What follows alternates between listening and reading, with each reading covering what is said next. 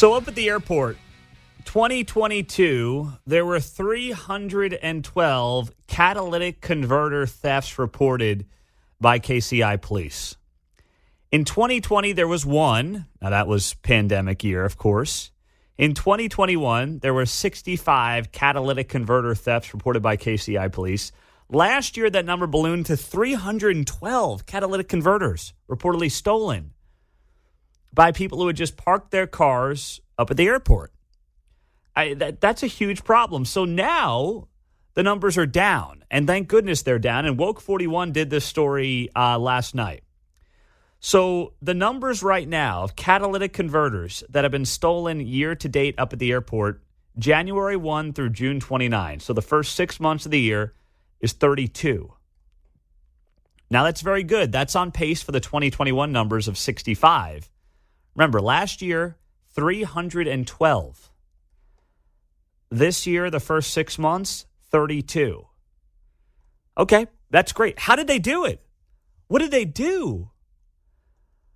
Well, what did they do? The city increased security measures. Oh, my, Talk about a bombshell. Hold on. I'm reading this last night, and the irony is not lost on me here. The same people who are like, we don't need cops. We're down 300 in Kansas City. What's the big deal? Cops don't prevent crimes. Well, hold on a second here. Kansas City, to try to fix its stolen catalytic converter problem, they increased patrols. They deployed a private security firm already under contract for security at the airport. And they installed more security cameras and license plate readers. The airport also installed heavier-duty exit booth barricade arms and informed shuttle bus drivers and exit booth workers of what to look out for. So they put together this whole plan that included increased security patrols, that included more security cameras, heavier barricades, dare we call them walls. They did all these things that when it comes to reducing crime in cities, reducing crime on the southern border, all these things that, most common sense people understand need to happen in part to reduce the numbers of people breaking the law. And the city has done this effectively to reduce stolen catalytic converters in Kansas City. Wow, this is great. This makes all the sense in the world. And I'm happy about this. But as I see Woke 41 doing this story, it's not lost on me that the same people who have been basically non-existent on the issue of crime in this town and what needs to be done to solve crime in this town, yet brags and writes this very good piece and does a very good feature on how stolen catalytic converters are down dramatically the first 6 months of the year. I'm like, guys, can you put 2 and 2 together here and get 4 when it comes to curbing other kinds of criminal enterprises in this town? Can you think to yourself, wow, we have decreased the number of stolen catalytic converters tremendously, like 85% the first 6 months of the year. How'd they do it? What? More patrols? More patrolling by people who are, doing this for a living, trying to prevent criminals from just walking into the economy parking lot at the airport and stealing catalytic converters? You mean that actually deters people from committing crimes? Oh, my goodness. I can't believe it. So I saw the story and I'm like, wow, this is great. If only they would apply this kind of common sense reporting to everything else they did when it came to other types of crime in this town. They're not going to do it. They should do it, but they won't do it. Despite the fact that they're making their own case for how increasing patrol, increasing police presence can be good, can be positive.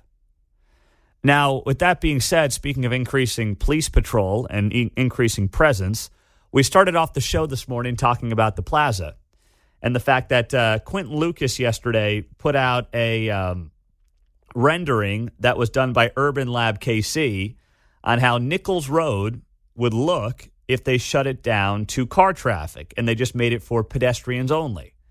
The plaza needs something to hit the reset button. They need something to get the foot traffic down there that they used to have, even just pre-COVID. I mean, the few times I've been down to the plaza since COVID ended, air quotes, it is not even the same place it was in 2018, 2019. It's just, it's not. And I don't think this is it, because until somebody is willing to have the conversation about the plaza, just like Kansas City at large, how do you get more people to your entertainment districts? It's not going to be a new Royal Stadium, although that would be nice. It's not going to be shutting down Nichols Road to cars. It's going to be making sure the people that you want down there, the people who have options, the people who can go to Zona Rosa, who can go to Town Center, it's making sure those people feel safe. I got an email from a listener here in the last hour, and it noted that they spend quite a bit of time down at the plaza, and they no longer see any kind of patrol from KC police like they used to. Instead, all they see are security guards shuffling along with their pants hanging down below their butts, and they're staring at their smartphones. And I'm thinking to myself, yeah, I've seen those too. I've seen plenty of that. And that's not real security. You think people are going to be deterred by those guys? I mean, no offense. Has anyone ever been deterred by one of those guys? That's not actually a cop. That's like a rent-a-cop who doesn't look like he could run 15 feet down the street to chase somebody if he needed to. Those are not deterrents. They never have been. They never will be. And until you get people like that, until you get people who are actually going to do the job and you have real cops patrolling the area and making people feel like they want to go back to the plaza, they are comfortable going back to the plaza, until you do that, until you create that environment, you're not going to get the kind of business that you want down there. And don't forget, when there was the drama at Shake Shack, what was that, a couple months back, when Shake Shack was shutting down early because they were having too many troublemaker kids coming into the restaurant, causing a scene, giving them trouble. The city basically said, not much we can do. Sorry.